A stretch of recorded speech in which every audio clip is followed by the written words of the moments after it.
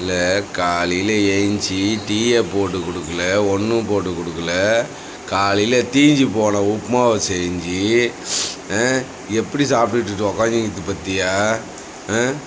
இதெல்லாம் நியாயமா, நீதியா, நேர்மையா?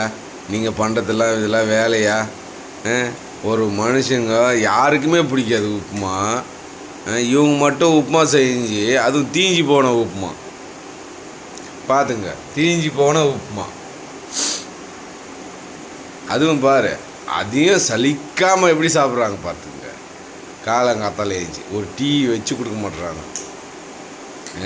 இந்த மாதிரி பண்ண நியாயமா நியாயமா நியாயமா நியாயமா? பார்த்துங்க. யார் வீட்டிலலாம் இந்த மாதிரி அநியாயம் நடக்குது பார்த்துக்குங்க. ரொம்ப காலைல நான் அழ வைக்கிறேன். எனக்கு ஏற்கனவே மனசு கஷ்டமா இருக்கு தெரியுமா?